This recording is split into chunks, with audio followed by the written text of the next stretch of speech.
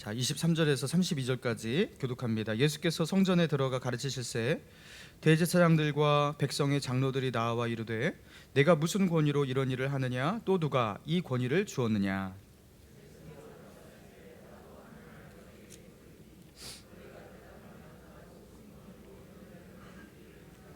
요한의 세례가 어디로부터 왔느냐 하늘로부터냐 사람으로부터냐. 그들이 서로 의논하여 이르되 만일 하늘로부터라 하면 어찌하여 그를 믿지 아니하였느냐 할 것이요.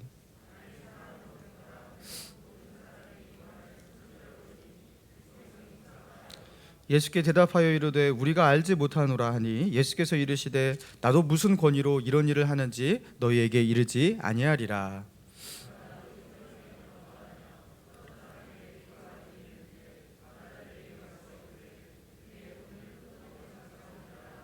대답하여 이르되 아버지여 아버지 가겠나이다 하더니 가지 아니하고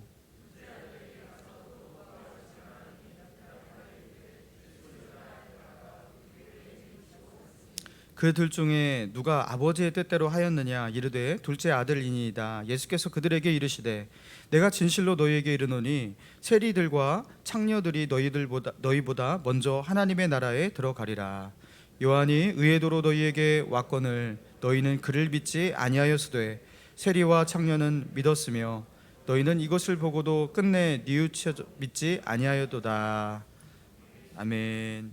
우리 설교 제목을 따라해 봅니다. 회색지대에서 뛰쳐나오라.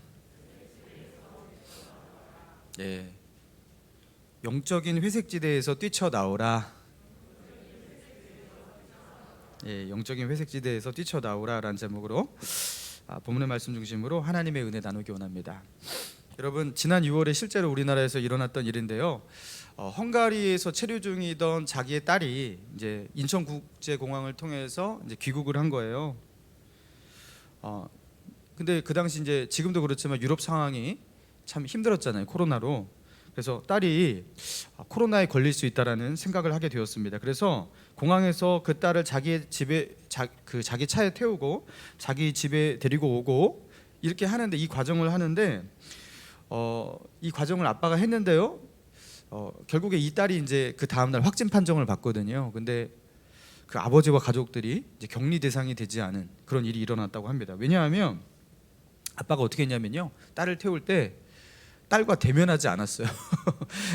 그리고 차의 앞뒤 좌석을 비닐로 이렇게 테이핑을 완전히 해버려서 막아버렸어요. 그러면서 집에 와서도 딸과 접촉을 완전히 피하면서 딸을 격리시켰어요. 그래서 결과가 나올 때까지 모른다. 근데 확진이 된 거예요. 여러분, 그래서 하마터면은 다 그죠, 격리되고 그렇게 어려울 뻔했는데, 여러분 그죠, 코로나에 다 걸릴 뻔했는데 그렇게 다행스러운 결과가 일어났다라는 겁니다. 여러분, 우리가 확실한 태도, 확실한 어떤 조치를 한다면 그것이 우리를 안전하게 만들죠. 그러나 어정쩡한 태도나 어중간한 조치는 잠깐 편할 수는 있지만 우리로 하여금 불안하게 합니다. 우리를 위험 가운데 몰아넣기도 합니다. 여러분, 이번 코로나 사태 속에서 우리가 더욱 느끼는 거예요. 우리나라가 좀 코로나에 민감한 국가예요. 그러니까 각 나라마다 설문조사를 했는데 코로나를 얼마나 두려워하십니까? 그러니까 우리나라의 수치가 제일 높았어요. 코로나가 너무 두렵다. 근데 다른 나라는 이미 코로나로 많은 사상자가 그렇게 나고 있는 나라들은 코로나가 아직도 두렵지가 않은 거예요. 그러니까 우리나라는 좀 이렇게 확실한 조치를 취하는 경향이 있는 거예요. 그러니까 오히려 안전한, 그죠? 방역 때문에 안전한 국가가 되고 있는 거죠. 여러분, 영적으로도 마찬가지인 것입니다. 괜찮겠지 뭐, 굳이 이렇게까지 할 필요가 있나. 지금은 잘 모르겠고 다음에 생각해보지. 여러분, 이런 어정쩡한, 그죠? 이런 모습, 이런 태도, 영적으로도 매우 위험하다라는 겁니다. 영적으로 깨어있는 사람은 죄에 민감하죠. 그래서 이것이 하나님이 미워하시는, 하나님이 싫어하시는 죄라 생각되면요, 거기서 회개하고 돌이킵니다. 영적으로 살아있는 그리스도인은 내가 이 일 때문에 지금 불편하고 힘들어요. 그것 때문에 내게 손해가 일어나요. 이것 때문에 나는 어려운 일에 처할 수 있어요. 그렇지만 그럼에도 불구하고 이것이 하나님이 싫어하시는 죄악이라고 생각이 된다면, 하나님의 뜻이 아니라는 판단이 든다면 그 앞에서 모호한 태도를 취하지 않습니다. 어중간한 태도를 일관하지 않습니다. 하나님이 기뻐하지 않는, 하나님이 미워하시는 그 죄에서 단호하게 돌이키는 거예요. 여러분, 이게 깨어있는 그리스도인의 모습이라는 거죠. 여러분, 오늘 본문에서 영적으로 모호한 입장을 계속해서 취하고 있는 어떤 부류의 사람들이 나오거든요. 자, 오늘 본문 23절을 한번 읽겠습니다. 시작. 예수께서 성전에 들어가 가르치실새 대제사장들과 백성의 장로들이 나와 이르되 내가 무슨 권위로 이런 일을 하느냐?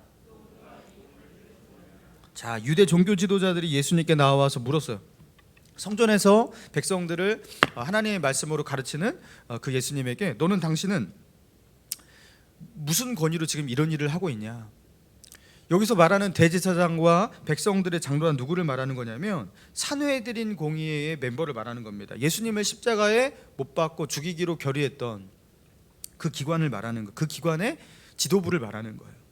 여러분, 그 당시 유대 사회는요, 종교와 정치가 분리된 사회가 아니라 일치된 사회였습니다. 그 당시 종교 지도자는 정치 지도자고 그리고 공권력이에요. 그러니까 이들은 단순히 종교적인 어떤 그 위치에 있는 사람일 뿐만 아니라 어떤 권력도 가지고 있는 자들이란 말이에요. 그러니까 내가 무슨 권위로 이런 일을 하느냐, 너의 출처가 뭐냐, 이렇게 묻는다라는 것은 예수님에게 굉장히 위협이 되는 질문인 겁니다. 그런데 예수님은 어떻게 말씀하십니까? 24절, 예수께서 대답하시되 나도 한 말을 너희에게 물으리니 너희가 대답하면 나도 무슨 권위로 이런 일을 하는지 이르리라. 예수님께서 내가 어떤 권위로 이런 일을 하는지 내가 너희에게 말하기 전에 너희에게 묻겠다 하면서 같은 맥락의 질문을 하시거든요.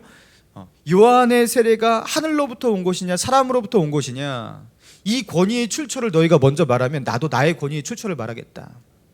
대답하라. 너희가 먼저 대답하면 나도 선명하게 대답하겠다. 여러분, 그런데요, 요한의 세례가 하늘로부터냐 사람에게로서냐, 이 당시 세례 요한에 대한 어떤 그 백성들의 인식이 무엇이었습니까? 이 세례 요한은 하늘로부터 온 하나님이 보내신 큰 선지자였어요. 그래서 세례 요한이 전하는 그 메시지를 듣고 또 세례 요한이 주는 그 세례를 받기 위해서 온 유대와 갈릴리에서 그 세례 요한이 있는 광야로 이렇게 몰려왔다고 했습니다. 여러분, 그 당시에 온 유대는 그 당시 오늘 우리로 치자면 서울과 같은 곳이에요. 그리고 갈릴리, 이거는 시골을 말하는, 시골 산골짜기 이런 데를 말하는 거, 지방. 그러니까 서울과 같은 뭐 큰 대도시에서도, 그리고 저 지방 산골짜기에 사는 사람들도 가릴 것 없이 세례 요한을 보고자 그렇게 몰려왔다라는 거예요. 그러니까 온 나라 백성에게 전폭적인 인정과 지지를 받고 있는 당대에 하나님이 보내신 대선지자, 그게 바로 세례 요한이었습니다. 여러분, 그런데 이 세례 요한의 이 메시지가, 그가 준 이 세례가 하나님이 주셔서 한 거냐, 아니면 사람이 임의로 한 것이냐, 대답하라. 예수님께서 물으신 거예요. 그러니까 유대 종교 지도자들은요, 이것을 대답해야 되는데 딜레마에 빠지게 됩니다. 자, 25절, 요한의 세례가 어디로부터 왔느냐, 하늘로부터냐 사람으로부터냐, 그들이 서로 의논하여 이르되 만일 하늘로부터라 하면 어찌하여 그를 믿지 아니하였느냐 할 것이요, 만일 사람으로부터라 하면 모든 사람이 요한을 선지자로 여기니 백성이 무섭다 하여. 자, 요한의 세례가 하나님께로부터 온 것이라고 인정한다면 너는 그러면 요한의 그 메시지를 왜 듣지 않았고, 그리고 요한이 주는 그 세례를 받기 위해서 왜 그 회개의 세례를 받지 않고 있었냐, 이렇게 질타를 받을 거예요. 그렇다고 요한의 세례를 부정해요. 그게 사람으로부터 나온 것이다 이렇게 부정을 한다면 그 하나님의 신적인 성격을 갖지 않은 하나님이 보내신 것이 아니라고 그렇게 요한을 부정한다면, 그 요한을 하나님이 보내신 그 선지자로 믿고 있는 이 온 백성들이 어떻게 하겠습니까? 그 종교 지도자들과 그 영적인 인식의 괴리가 일어나는 거예요. 그들은 이 백성들에게 그저 불신을 받게 되고요, 그리고 비난을 받을 수도 있습니다. 그들이 가지고 있는 어떤 종교적 위상이 실추될 수가 있는 거예요. 그러니까 이러지도 못하고 저러지도 못하는 딜레마에 갇히게 된 거예요. 여러분, 그런데요, 이런 딜레마를 벗어나는 기가 막힌 방법이 하나 있어요. 그게 무엇입니까? 머리를 긁적거리는 거예요. 잘 모르겠는데, 그거 생각해 봐야겠는데, 이것도 저것도 아닌 유보적인 어떤 입장을 내보이는 거예요. 세례 요한을 하나님이 보내주신 선지자로 인정하는 것도 인정하지 않는 것도 어떤 표현도 하지 않는 아 몰라? 아 몰라? 여러분 그렇게 하는 거예요. 여러분 그런데요, 실상은 그들이 세례 요한을 어떻게 인식했습니까? 그들은 세례 요한을 어떻게 여겼습니까? 그들은요, 세례 요한을 하나님이 보내신 선자로 그렇게 믿지 않았습니다. 그러면 자신이 믿지 않는 것을 믿지 않는다라고 그렇게 말하면 되잖아요. 그는 하나님이 보내신 선자가 아니라고 나는 안다, 이렇게 말하면 되잖아요. 왜 그런데 잘 모르겠다 이렇게 말하는 거죠? 여러분 그들에게는요, 세례 요한이 하나님이 보내신 선자일까 아닐까, 여러분 이 문제가 그들의 관심의 영역에 있는 것이 아니라 관심 밖의 영역인 겁니다. 하나님이 보내신 선자가 오든지 말든지 이거는 그들에게 크게 중요한 일이 아니에요. 여러분 그들의 관심은 무엇이에요? 이 종교 지도자들의 관심이 무엇이에요? 자신들의 이익을 붙잡는 겁니다. 그들이 이 세상에서 지금 권력을 거머쥐고 있고, 그죠? 좋은 자리를 위치하고 있는데요. 그래서 이 땅에서 호의호식하며 편안하게 잘 살고 있거든요. 여러분 그런데 이 위치를, 자신들이 가지고 있는 이 자리를 잃지 않는 것, 그렇죠? 이게 그들의 관심이에요. 그래서 편안하게 잘 사는 거, 여러분 여기에 관심이 있는 거예요. 그렇기 때문에 세례 요한이 뭐 하나님이 보내신 선자이건 아니건 그걸 가지고서 심각하게 고민하거나 싸우지 않는 거예요. 그러니까 그들이 했던 말, 우리가 알지 못하노라 했던 그 말이 액면 그대로 그 말을 그대로 받는다면 맞는 말이기도 한 거예요. 그들은 정말 알지 못합니다. 그들은 세례 요한이 하나님이 보내신 선자인 거에 관심조차 없고요. 그들은 세례 요한의 실체에 대해서도 잘 모릅니다. 모르지만 알기를 원하지도 않아요. 그래서 세례 요한이 전한 메시지를 하나님의 말씀으로 받지도 않고, 그렇다고 사람의 메시지로 여기면서 짝달라서 거부하고 세례 요한을 대적하지도 않아요. 그리고 어떻게 하는 거예요? 어정쩡한 회색지대에 있기를 좋아하는 거예요. 왜냐하면 왜입니까? 그 자리가 가장 실리 있는 자리거든요. 실리를 취할 수 있는 자리거든요. 거기에 있을 때, 그렇죠? 자기가 회개하면서 그동안 자기 잘못했습니다 하면서 자기의 이권을 다 내려놓고, 그렇죠? 정말로 탐욕 가운데 살았던 부패한 종교 지도자였습니다 하면서 이것을 내놓을 필요도 없어요. 그렇다고 그 세례 요한을 비난하면서 백성들의 어떤, 그렇죠? 대중적 지지를 받고 있는 세례 요한을 그렇게 비난하면서 백성들의 그죠? 그런 지지, 그들과 싸울 필요도 없어요. 그래서 자기의 자리를 위태롭게 만들 필요도 없어요. 그냥 어정쩡하게 있는 게 제일 이득인 거예요. 그러니까 예수님은요, 아주 중요한 비유로 말씀하시는데요. 자, 그 밑에 보니까 한 아버지에게 두 아들이 있습니다. 아버지가 맏아들에게 말합니다. 포도원에서 일을 하고 오너라. 그러니까 맏아들이 대답해요. 네 아버지. 그런데 대답만 하고 어떻게 해요? 정작 포도원에 가지를 않았어요. 그리고 둘째 아들에게 아버지가 똑같이 말합니다. 둘째야, 포도원에 가서 일 좀 하고 오너라. 그러니까 둘째 아들이 되바라지게 대답을 하는데요, 싫습니다. 안 가겠다라는 거예요. 귀찮습니다. 다른 사람 보내십시오. 이랬다라는 거예요. 그런데 그렇게 둘째 아들이 아버지에게 말하고 나니까 이게 아들로서 아버지에게 너무나 잘못했다라는 그런 생각이 드는 거예요. 그래서 어떻게 합니까? 이 둘째가 뉘우치고 포도원에 갔다라는 거예요. 그러면서 예수님은 이 이야기 끝에서 질문하십니다. 그 두 아들 중에서 누가 아버지의 뜻대로 한 것이냐? 여러분 당연히 둘째잖아요, 그죠? 그러면서 주님은요, 세리와 창녀들이 너희보다 먼저 하나님의 나라에 들어갈 것이라고 말씀하시는데요, 정작 너희들은 들어가지 못하고 세리와 창기들이 먼저 하나님의 나라에 들어갈 것이다. 이게 무슨 메시지입니까? 순종해, 하나님 앞에 순종하는 어떤 흉내와 모양을 내는 것, 이게 중요한 게 아니라 진정으로 돌이키는 것, 회개하는 것. 여러분 그게 천국 백성에게 요구되는 가장 중요한 것이라는 거예요. 그래서 세리와 창기들이 들어가는 그 천국에 정작 너희는 들어가지 못할 것이다. 먼저 들어가리라, 나중 들어가리라, 이게 순서를 말하는 게 아니라 세리와 창기들이 들어가는 천국에 너희는 들어가지 못한다라는 걸 말하는 거예요. 여러분 예수님께서 말씀하신 이 포도원에 이르라고 그 아버지가 두 아들을 이렇게 보내는데요, 두 아들을, 이 비유를 통해서 여러분 하나님께서 뭘 말씀하시는 것일까요? 맏아들은 왜 포도원에 간다고 아버지에게 대답만 잘하고 왜 정작 가지는 않았을까? 여러분 이거는 지금 예수님께 나온 대제사장, 그죠? 그 백성들의 그 장로, 종교 지도자들을 빗대고서 하는 말 아니겠습니까? 이 맏아들이 그들을 말하는 거예요. 아버지에게 뭐만 잘해요? 대답만 잘해요. 그리고 대답대로 그렇게 행하지 않아요. 대답은 했는데 행하지 않아요. 그 이유가 무엇입니까? 포도원에 가서 일하는 게 힘들고 싫은 일이지만 당장 아버지 앞에서 듣기 좋은 대답을 그 아버지의 말에 예하고 대답하지 않는다면 아버지와 불편한 관계가 돼서 그것도 싫어요.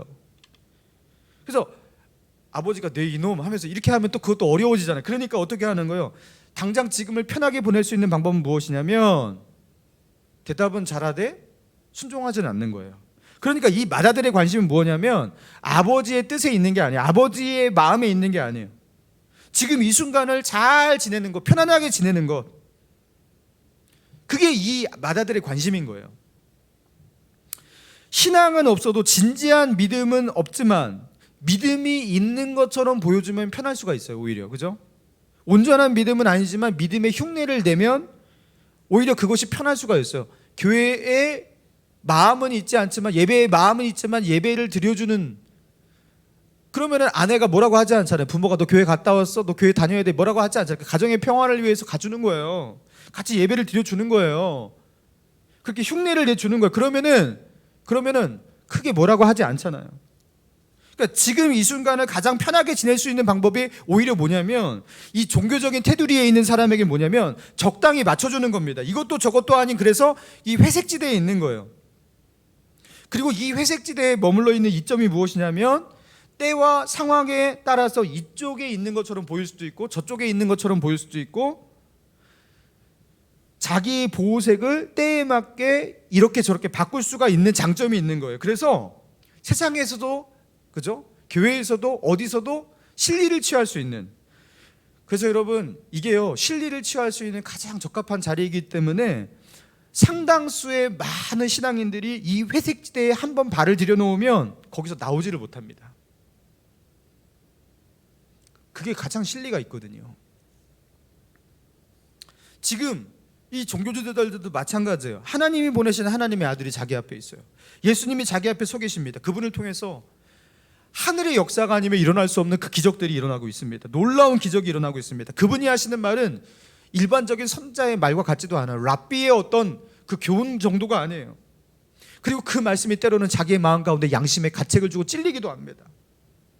그러나 그들은 세례 요한을 대했던 그 태도와 똑같이 여전히 변하지 않고 예수님을 그렇게 대하고 있어요.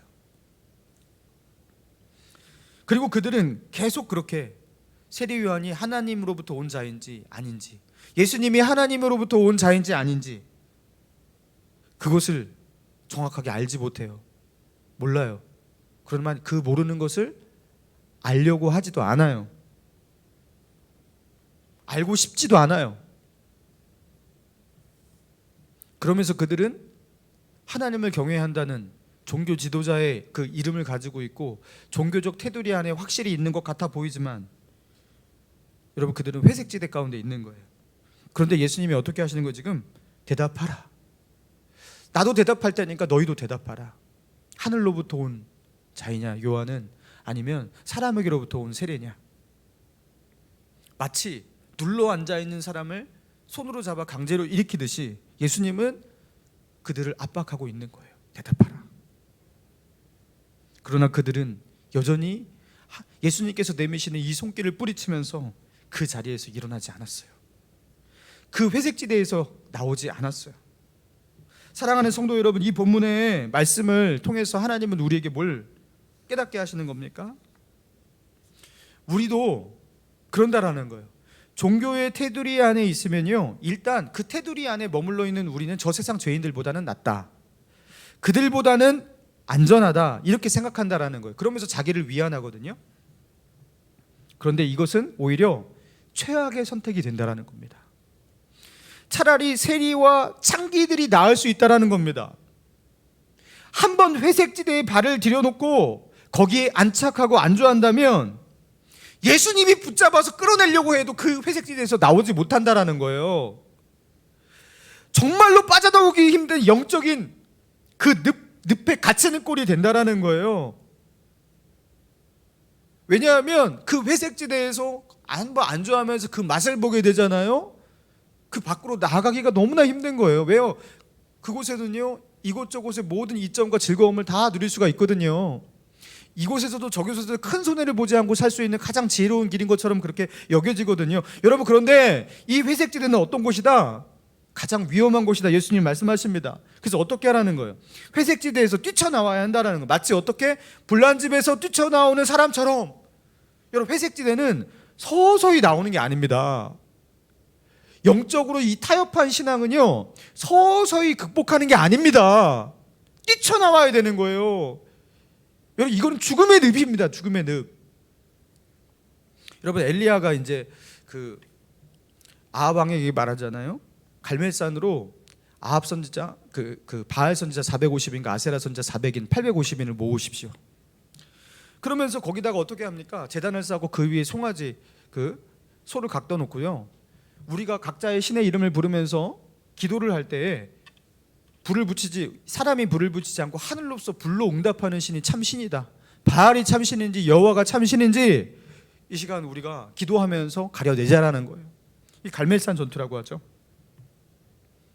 여러분, 그러니까 백성들이 말합니다. 맞다, 그렇게 하자. 백성들이 다 동의해요. 그렇게 하면 진짜 신이 누군지 알겠네, 이런다라는 거예요. 그러면서 이 백성들이 이렇게 그 중간에 딱 서 있었거든요. 그러니까요, 그 엘리야 선지자가 어떻게 말합니까? 열왕기상 18장 21절에서 이렇게 말합니다. 엘리야가 모든 백성에게 가까이 나아가 이르되 너희가 어느 때까지 둘 사이에서 머뭇머뭇하려느냐? 여호와가 만일 하나님이시면 그를 따르고 바알이 만일 하나님이면 그를 따를지니라 하니 백성이 말 한마디도 대답하지 아니하는지라. 너희가 어느 때까지 둘 사이에서 머뭇머뭇하려느냐? 둘 중에서 하나를 택해야지 둘 사이에서 왜 머뭇머뭇하냐? 그러니까 너희 대답하라. 바알이냐 여호와냐? 그러니까 백성들이 어떻게 했다고요? 아무도 대답하지 않고 조용했다라는 겁니다. 왜요? 왜 여호와 편에도 서지 않고 바알 편에도 서지 않고 엘리야를 지지하는 것도 아니고 바알 선지자를 지지하는 것도 아니고 왜 이들은 이렇게 모호합니까? 왜 이들은 침묵합니까? 왜 조용합니까? 바알이 이길지 여호와가 이길지, 바알 선지자의 기도가 응답될지 엘리야의 기도가 응답이 될지 한번 지켜보자. 모르는 일 아니냐? 어떻게 될지 알 수 없지 않냐? 그래서 그들은 가장 현명한 선택지가 다른 게 아니라 아무것도 일단 선택하지 않기로 하는 입장을 취하는 거예요.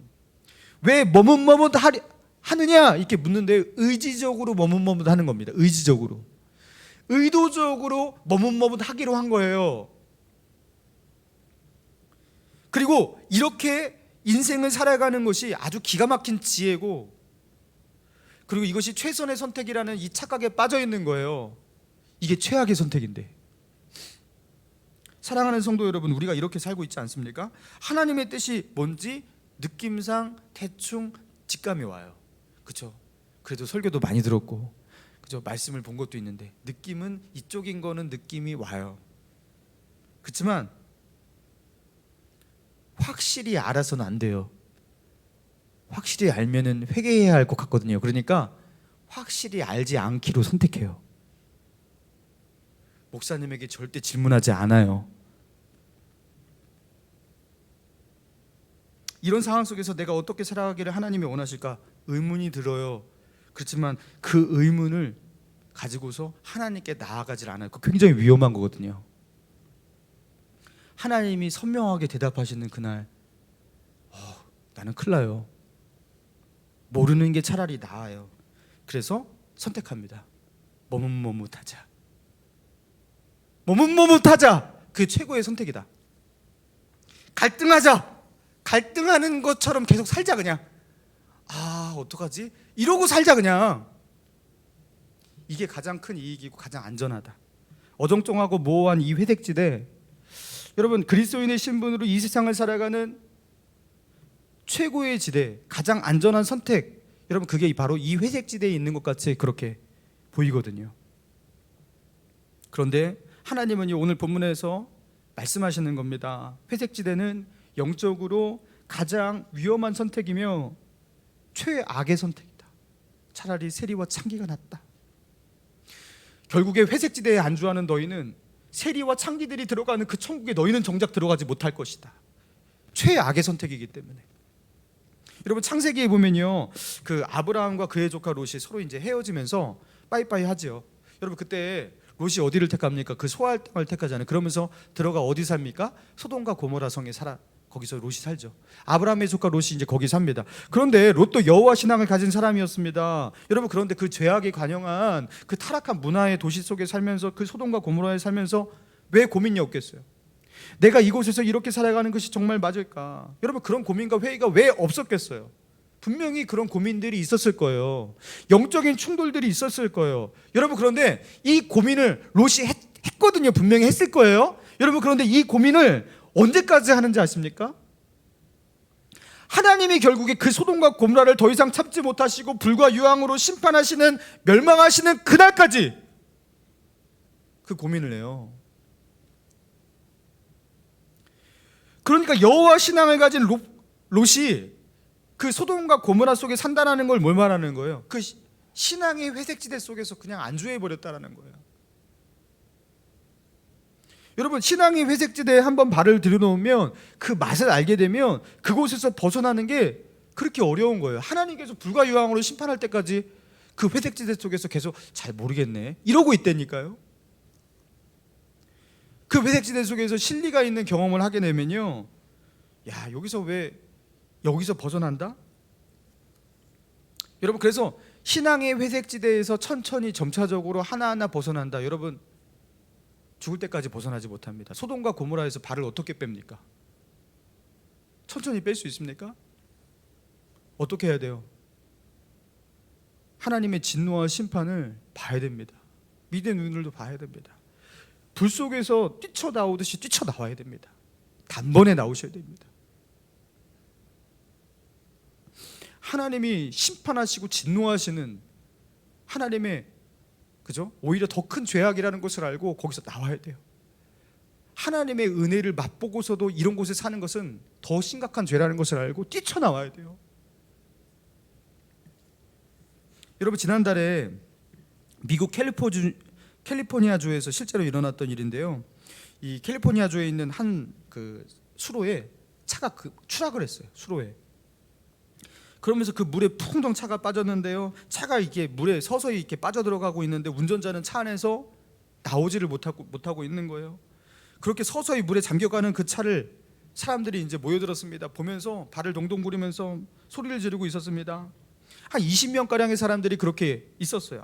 안타까워하지만 정작 아무도 나서지를 못하고 있었어요. 어떻게 하지? 아 큰일 났어 이러고 있는 거예요.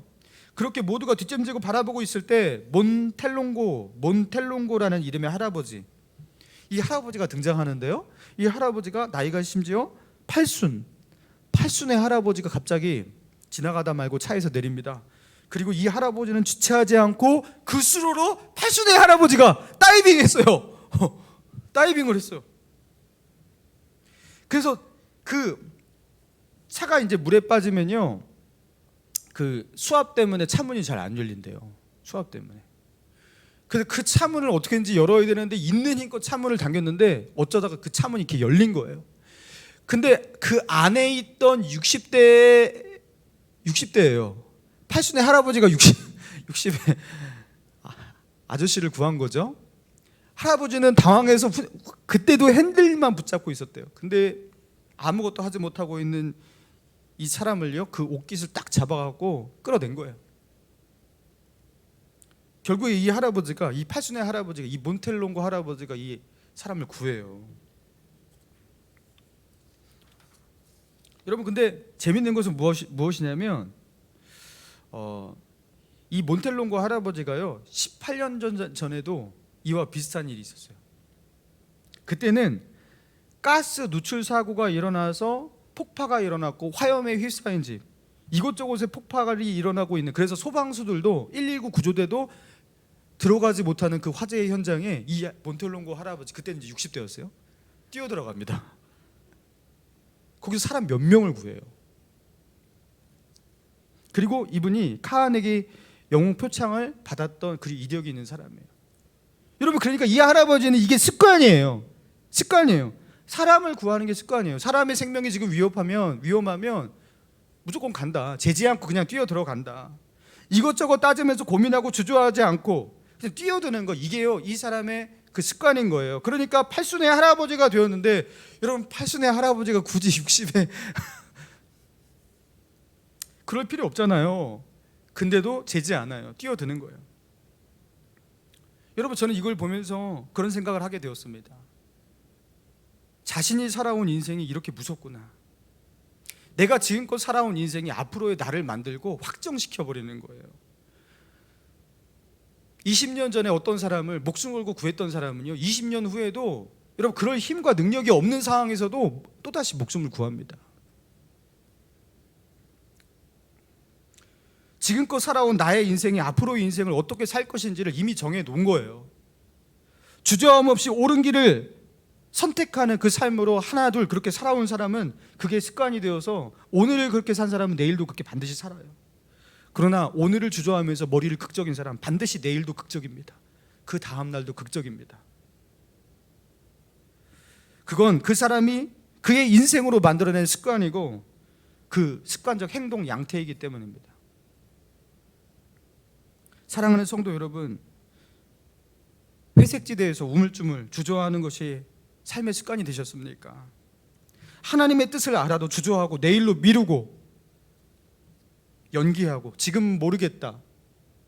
여러분, 그게 삶의 습관이 되셨습니까? 오늘 본문에 나온 유대 종교 지도자들이 그 늪에 걸려서 빠져나올 수가 없어요. 예수님도 건질 수가 없어요. 그리고 이것은 최악의 선택이라는 거예요. 영적으로 최악입니다. 여러분, 그 최악의 상황 속에서 어떻게 해야 한다고요? 불난 집에서 뛰쳐나오듯이 그 자리를 박차고 나와야 돼요. 이거는 차선이 아니라 최악이었구나라는 걸 깨달아야 돼요. 내가 바로 저 유대 종교 지도자들과 같이 그런 자들이구나. 마음은 하나님을 믿어. 그러나 나의 삶은 소돔과 고모라에 살아도 되겠지. 여러분, 이런 어정쩡한 태도가 최악이라는 거예요. 사랑하는 성도 여러분, 우리 어떻게 합니까? 이제부터 우리 고쳐야 돼요. 말씀을 들었으면 바로 행하셔야 돼요. 여러분, 하나님의 말씀을 듣고서 어떻게 해야 됩니까? 그 말씀이 나의 말씀이 되기 위해서 어떻게 해야 합니까? 그 말씀을 조금도 지체하지 마세요. 그냥 바로 행하세요. 내일로 미루지 마세요. 지금 행하세요. 지금. 성경 필사? 지금 하세요. 오늘부터 하세요. 할렐루야. 그러면 할 수 있습니다. 여러분, 습관을 바꾸는 사람의 특징은 뭐냐면 로켓가 이렇게 출발을 할 때 카운트다운 하잖아요. 5, 4, 3, 2, 1 푸시 나가듯이 결단하고 박차고 나가는 사람, 이 사람만이 자기 인생을 뜯어 고칠 수가 있대요. 미루는 사람은 안 된대요. 절대로 안 된대요. 그냥 당장 하는 거예요. 당장. 기도요? 기도하는 사람이 돼야겠어요. 이거 다 필요 없어요. 그냥 지금 기도하면 돼요. 지금. 하나님께서 기도하라는 메시지를 주실 때 지금 당장 무릎 꿇고 기도하라는 거예요. 지금. 그 자리가 어디건 하나님께 기도하는 거, 절박하게 기도하며 나아가는 거예요. 잘 모르겠다고요? 머리를 극적이지 마시기 바랍니다. 알 수 있는 것도 명백한 것도 모호한 것으로 만들지 마시기 바랍니다. 영적인 회색지대를 박차고 나가라는 거예요. 이 회색지대는 저 유대 종교 지도자들이 빠져들었던 결코 나올 수 없는 늪입니다. 그리고 하나님께서 가장 싫어하시는 최악의 선택입니다. 소돔과 고모라를 뛰쳐나와야 하듯이 여러분, 그 영적인 회색지대에서 뛰쳐나와 하나님의 말씀을 붙잡고 믿음으로 뜨거운 신앙으로 살아갈 수 있는 저와 여러분 되기를 주님의 이름으로 축원합니다.